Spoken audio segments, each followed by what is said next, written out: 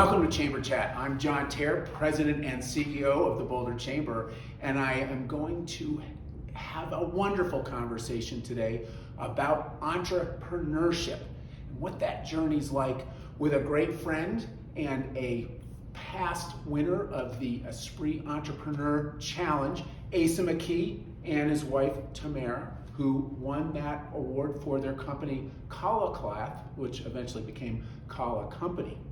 But we'll have a chat with Asa in just a second. But first, some few things that are happening at the Boulder Chamber I want you to make sure you know about. So first, we have on Thursday, April 21, from 3:30 to 5:30, it's Wedges and Wine at Lake Valley Golf Course. This is going to be a great opportunity to get out there, get a few lessons on some of your golf swing, which will be lubricated by a glass of wine, some beverages, and some great networking.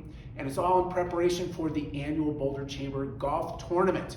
So that's going to be on April 21st, 3:30 to 5:30. And because space is limited, we want to make sure you sign up early by April 18th. So make sure to show up for Wedges and Wine at Lake Valley.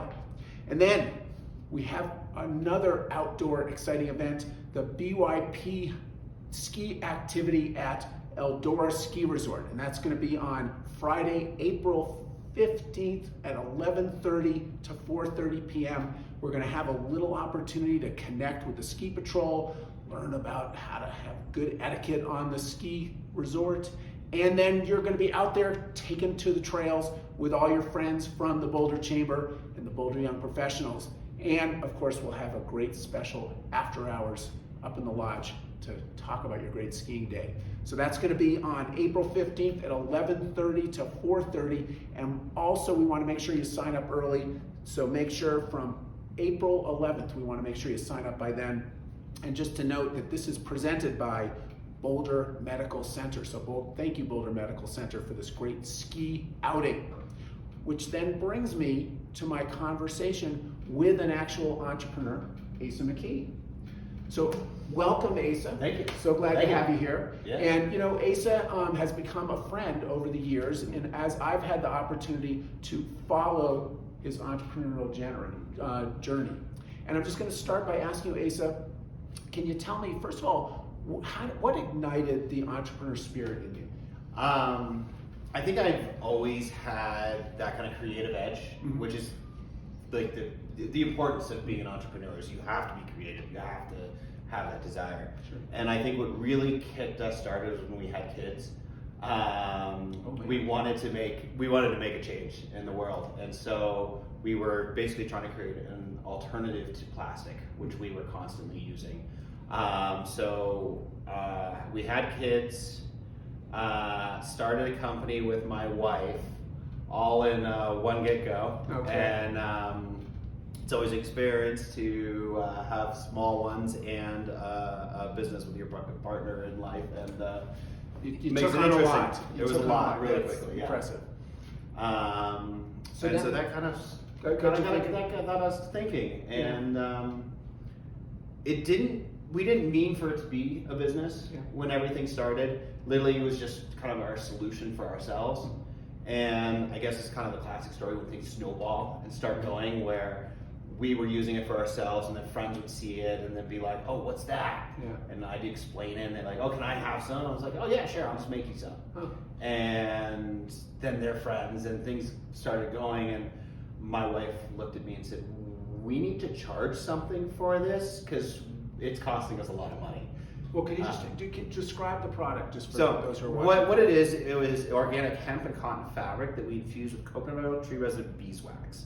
So it's washable, reusable, and compostable. Lasts for about a year of use, and extends the life of your food about 5 to 7 days longer than if it was wrapped in plastic. Wow, fascinating. And so you were making it home yourself. Yes. Your friends started seeing it, and eventually Tamara said, "Damn it, we can't do this for free all the time." Right. Okay. So, and then it just kind of snowballed, and started just by doing local farmers markets and things like that.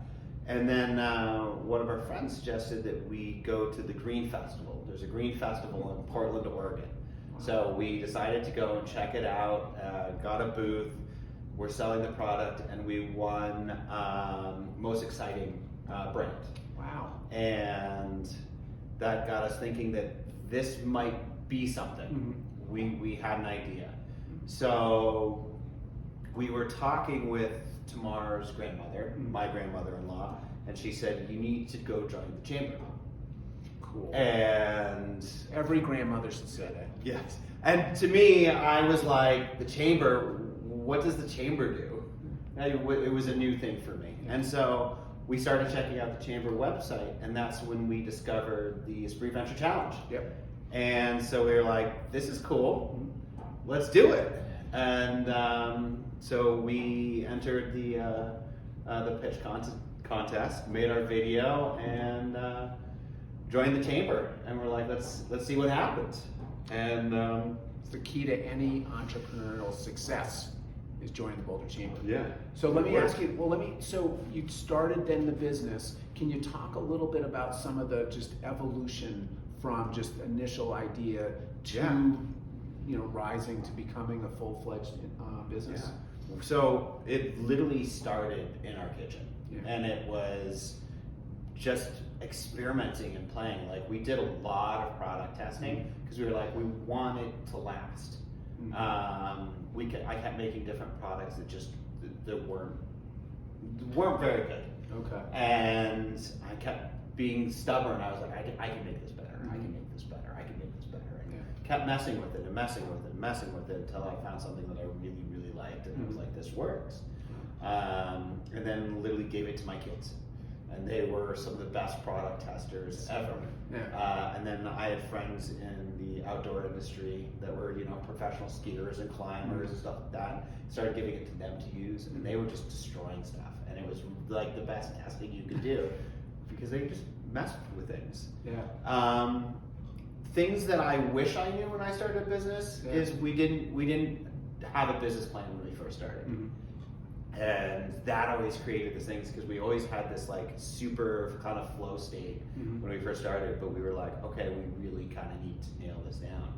And I think that was the cool thing about joining the chamber, is meeting all these other people from the business school leads that were at the Esprit Venture Challenge, and some of the judges were literally like, hold on.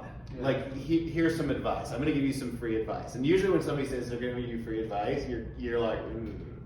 But I was literally sitting there being like, no, that makes sense. Wow. Like, this makes sense. And so we literally took this advice that all these people were giving us and kind of used it to develop where the company was going and how we were gonna keep moving.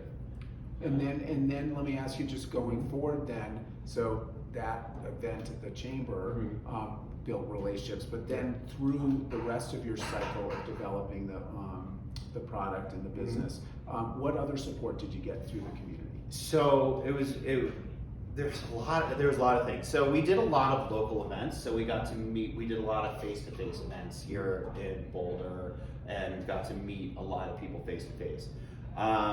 But what ended up happening is, even just being at those events, we kept running into problems. I think that's the one thing that you don't realize, that being an entrepreneur, it's just figuring out how to get over the next obstacle. Yeah. And literally, I come up with a problem and I'd be like, oh, well, I wonder if this person can help me. And I'd literally reach out being like, oh, I hope this individual can give me a minute or two to help me. And literally they'd be like, I need you 15 minutes. And I'd be on the phone with them for over an hour with them being, okay, this is what you need to do. Wow. This is how you're going to solve this problem. And you're going like, these are people that people like dream of giving them advice and helping them with their companies, wanting them to be involved in their companies. And here they are, just freely helping because they've met us at chamber events and have literally like seen us grow and being like, oh, no. This is what you should be doing. A different direction. Yeah, like this is where you should be looking, which is really cool. Oh, that's so awesome. I mean, that is the characteristic of Boulder. It's just that notion of collaboration, of mentorship. It's a beautiful element of it, and it's always wonderful to hear it reinforced from somebody like you. It was such a cool experience, because I did not go to school for business. That was not my educational background. I'm a skier, so it was like that's a good business proposition. Wait, So, how do you do this? So, well, let me ask you then. So, are there things that you would say that the city of Boulder or our community could do better that would help to support budding entrepreneurs like yourself?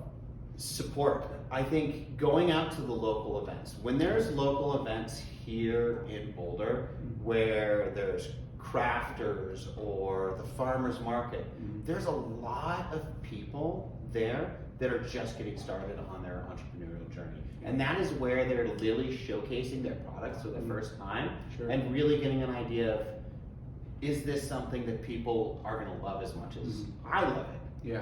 And being at the Boulder's Farmers Market, being on Pearl Street at different events and having people show up and like literally check out your products and talk to you is an amazing thing. So showing up at those local and community events is super helpful for an entrepreneur. Got it. I totally get it. So it's building a whole community network that is focused on discovering these new products and lifting up those businesses. And that's one of the things that really helped us, I think, especially when lockdown and shutdown, is because people had shown up at those events. They literally, when we switched to almost 100% online sales, those people came to us and continued to support us because they were like, how can I get your products? Like, you're not at these events aren't happening. And they were literally coming to us and supporting us, and it was the most amazing thing. One of my friends jokingly said, being an entrepreneur in Boulder during a pandemic is like riding a bicycle with a flat tire that's on fire, but heck, at least we're in Boulder. Very good. It was like a great amount of views. Classic. Well, that's wonderful. And so just build that network, and then it sounds like online movement helped you to then distribute even almost wider than you would at just brick and mortar events. Cool. Yeah. So it was crazy. I mean, it literally, and those type of connections that we made here snowballed into ways where word of mouth was such a big marketing that we even ended up on like the Today Show. Like having our product showcased on the Today Show, things like that, which is really, really cool. Oh my God. All right, it's a big screen. And it all started just because literally people in this community were supporting us. And the chamber supported us literally in our first year. Which is cool. No, my wife is a proselytizer for your product. Well, let me ask you, so just exciting to see this entrepreneur journey. So what's next for Asa, Tamara, and Khala Co? Khala is going to be going under some new management, help grow it and move it in a positive direction. Nice. As an entrepreneur, my area of expertise, I have to say, is the creative aspects. And when it's kind of become its own beast, I guess. And that's not really what I want. So I am actually going to be joining an organization called Earthshare as their regional director for the West.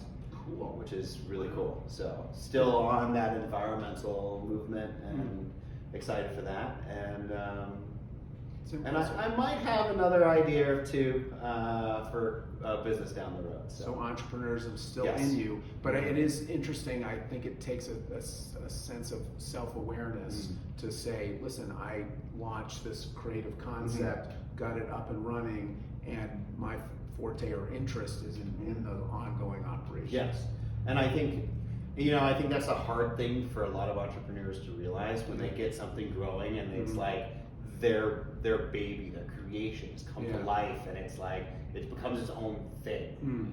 And you go, okay, what is next for me within this? And I think that the exciting period of starting a company was something that I really enjoyed. And then when it got big and it got to the daily operations and running daily operations, I was like, this isn't as fun. That's for someone else. Yeah, this is somebody else. Somebody else can do this better than I can. Somebody that completely understands how to do this. I love it. I love it that, hear your story. I love the connection to the chamber, and I love that you're still thinking about creative new business ideas. Oh yeah. So, well, Never. Asa, thank you so much for coming on and sharing your story, and the Boulder Chamber's part of it, which is a great tribute and honor to us. And then one last announcement from me. We are about to issue our Boulder Today, our annual magazine. We're going to print them, but it's already online. So go online at boulderchamber.com and you will find it there. It's great information about Boulder Chamber. Great way to connect and find out who's supporting the Boulder Chamber, who's part of our family, and to connect with them. So look for that, Boulder Today.